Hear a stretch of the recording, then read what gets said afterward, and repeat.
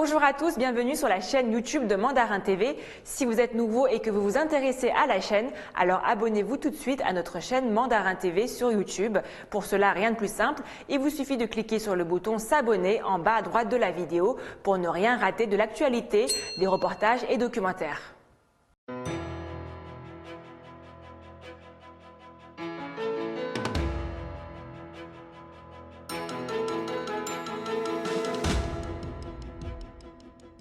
Madame, Monsieur, bonjour, bienvenue dans votre journal du week-end sur Mandarin TV. Tout de suite les titres. En raison d'une résurgence du Covid-19, la Chine place 20 000 habitants en quarantaine. Beijing resserre les règles pour les taxis et le covoiturage pour le contrôle du Covid-19.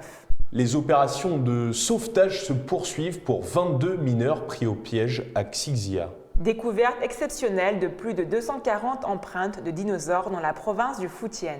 Les jouets en bois d'un maître charpentier chinois deviennent viraux sur Internet.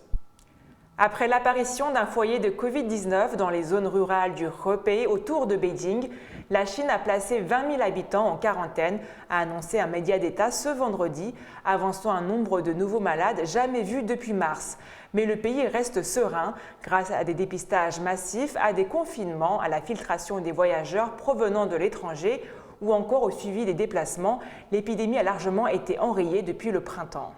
Le ministère de la Santé a fait état vendredi de 144 nouveaux malades du Covid-19. Comparé à l'Europe ou aux États-Unis, le chiffre est extrêmement bas, mais il n'était plus aussi élevé en Chine depuis le 2 mars 2020.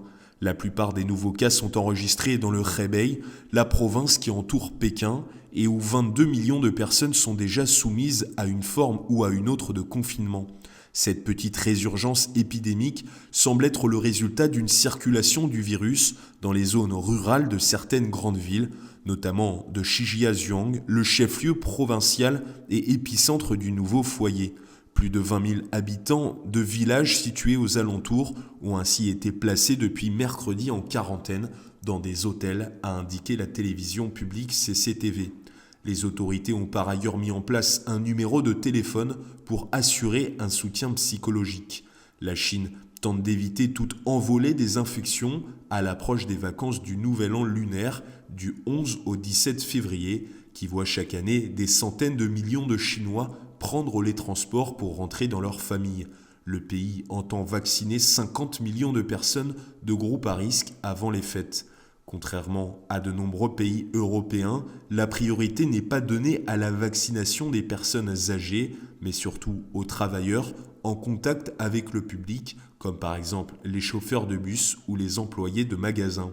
Selon Xiao Jingfeng, le directeur adjoint des autorités sanitaires de l'arrondissement, la vaccination des groupes à risque sera terminée d'ici le Nouvel An lunaire, le 12 février, et sera ensuite étendue à l'ensemble de la population. La Chine avait réussi à maintenir la propagation de la pandémie de Covid-19, mais depuis quelques jours, le virus fait son retour en Chine, à Beijing, où un nouveau cas de Covid-19 asymptomatique a été signalé samedi, impliquant un conducteur sur une plateforme de covoiturage. De nouvelles mesures sont entrées en vigueur. Pékin a mis en place un statut Covid-19 que les passagers sont obligés de confirmer avant d'utiliser les plateformes de transport à partir de lundi. La mesure a été introduite après qu'un nouveau cas de Covid-19 asymptomatique a été signalé samedi à Pékin, impliquant un conducteur sur une plateforme de covoiturage. Les passagers des plateformes de taxi et de covoiturage doivent enregistrer leurs coordonnées avec une application téléphonique appelée Kit Santé avant d'être autorisés à utiliser les services. Les conducteurs peuvent refuser le service aux passagers qui refusent de se conformer, selon la Commission municipale des transports de Pékin.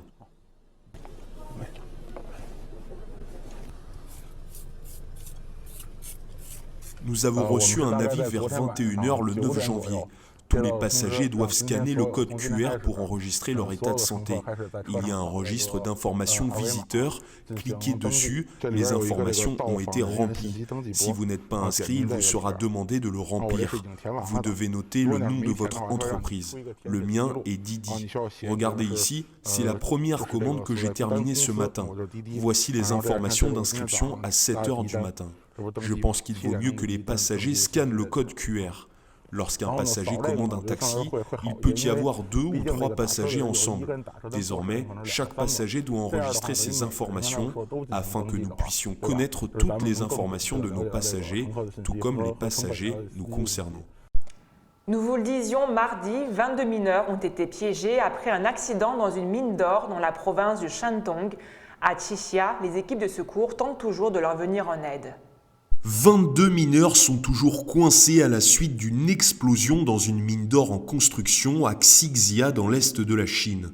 L'explosion s'est produite dimanche vers 14 h et a gravement endommagé l'échelle donnant accès au fond de la mine ainsi que les câbles de communication.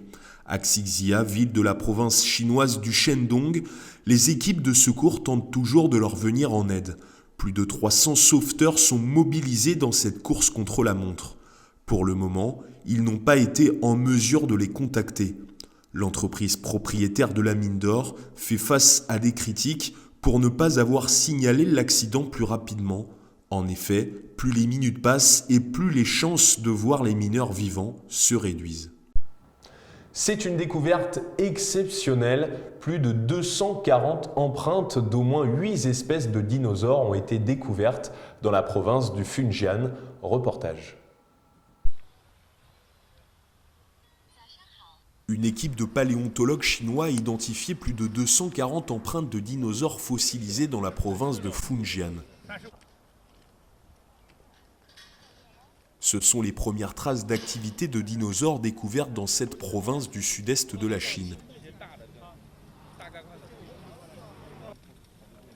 Selon les scientifiques, le site de traces de dinosaures situé dans le comté de Shandong et couvrant une superficie d'environ 1600 m² est le plus grand et le plus diversifié de ce type découvert en Chine et remonte à environ 80 millions d'années à la période du Crétacé supérieur.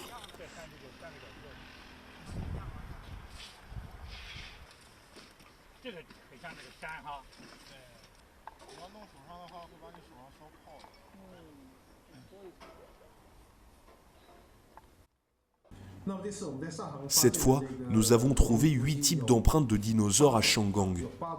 Il y a 8 traceurs différents. Des sauropodes de régime végétal, des dinosaures grands, moyens et petits avec des pattes d'oiseau, de grands dinosaures théropodes à 3 doigts, à 2 doigts et des petits théropodes. 8 types en tout.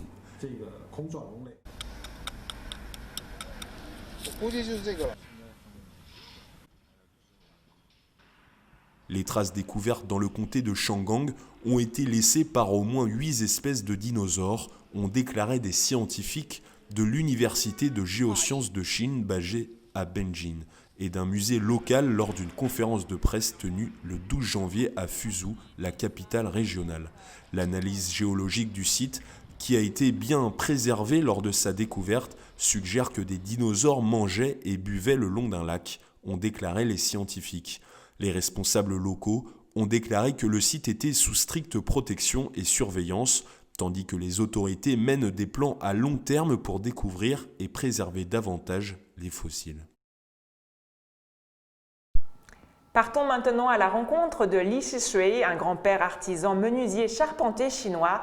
Il fait le bonheur de millions de personnes qui admirent ses créations sans clous, sans vis et sans colle. Il réalise des prouesses avec très peu de matériel, selon une technique traditionnelle chinoise. Dans le comté de Changqing, dans la ville de Longyan, province du Fujian, à l'est de la Chine, Li Shishui fabrique des jouets avec rien de plus que du bois et du métal pour son petit-fils. Les vidéos des jouets de ce maître charpentier sont récemment devenues virales à travers la Chine. À cause de la pandémie, nous ne pouvions pas sortir et je me suis ennuyé à la maison. Alors, j'ai pensé fabriquer des jouets pour mon petit-fils. Je ne m'attendais pas à ce qu'autant de personnes les aiment. Il a fait un oiseau qui marche pour le plaisir et il n'y a pas beaucoup pensé. Mais il est devenu viral en ligne et beaucoup de gens l'ont aimé. Il a donc commencé à fabriquer plus de jouets et à mettre ses vidéos sur TikTok. Les vidéos du travail du grand-père Lee ont été aimées par plus de 2 millions de personnes en ligne.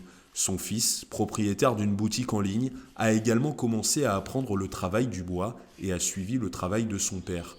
Ils espèrent que cette culture traditionnelle chinoise du bois pourra être vue par plus de gens dans le monde. Et pour finir ce journal, les acrobaties d'un jeune chinois sont devenues virales sur les réseaux sociaux. Ning Biao apprend les arts martiaux depuis un peu plus d'1 an à l'école primaire du Yongzhou, dans la province du Hunan. Regardez ses prouesses.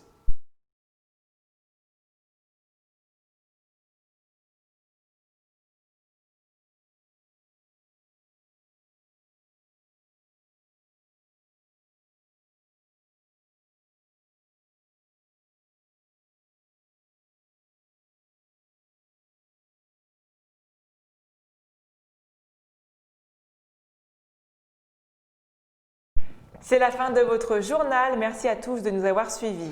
Pour revoir toutes nos émissions, rendez-vous sur le site internet www.mandarintv.fr. N'hésitez pas à vous abonner également à notre chaîne YouTube. Très bon week-end sur Mandarin TV.